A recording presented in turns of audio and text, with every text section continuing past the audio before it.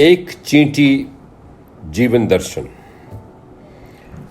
आज एक हृदय स्पर्शी दृश्य का अवलोकन किया मैंने। एक नन्ही सी चींटी मेरे पांव के रास्ते पर्वतारोही बनकर शरीर के अधोभाग की ओर प्रस्थान कर रही थी। उलझन में उसे झटक दिया मैंने और वह जमीन पर धराशायी हो गई। ये एक आम सी घटना थी जो हम सबके साथ प्रायः पेश आती है और हमारा ध्यान अगले ही पल जीवन की अत्यंत जटिल और विषम समस्याओं की ओर मुड़ जाता है। चींटी और उसके कार्यकलापों से हमें क्या सरोकार।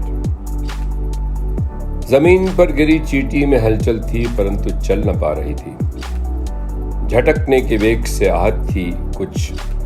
तभी देखा कि एक अन्य चींटी जो आकार में छोटी थी जख्मी चींटी के पास आई, चारों ओर परिक्रमा की, संभवतः आपस में कुछ बात भी की और अगले ही पल उसे खींचने लगी।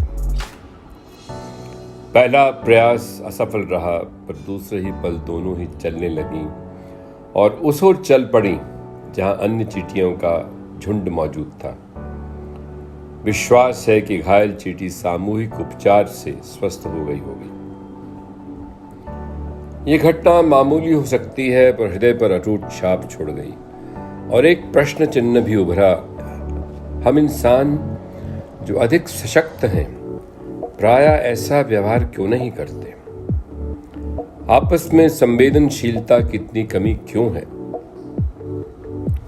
मैंने चींटी समुदाय को और समीप से देखने का प्रयास किया। उनके अनुशासित जीवन ने हैरान किया मुझे। सामान्यतः वो सभी एक पंक्ति में चलती हैं, उसे तोड़ती नहीं। सामने से आने वाली चींटियों से प्यार से एक पल रुक के मिलती है, मानो कि हालचाल पूछ रही हैं। प्रकृति और पर्यावरण के प्रति उनका व्यवहार अनुकरणीय है। धरती को अधिक उपजाऊ बनाने में चींटी की भूमिका सर्वविदित है।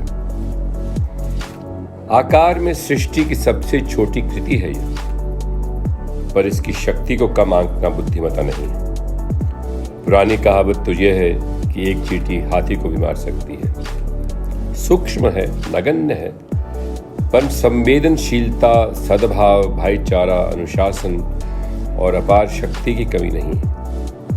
मानव समाज के लिए वो अपने व्यवहार से गहन शिक्षा प्रदान करती है जो अनुकरणीय है। भविष्य में जब कदम जमीन पर रखें तो देख लें कि किसी चींटी को या अन्य जीव को पांव तले कुचल तो नहीं रहे हो। जीव हत्या के भागी नहीं बनोगे और ना ही ठोकर खा के गिरोगे। ये आवश्यक नहीं है कि शिक्षा या ज्ञान किसी प्रख्यात गुरु से औपचारिक रूप से प्राप्त किया जाए। ज्ञान तो संपूर्ण वातावरण में उपलब्ध है। जरूरत है स्वचेतना को जागृत करने की और सीखने की प्रबल जिज्ञासा की।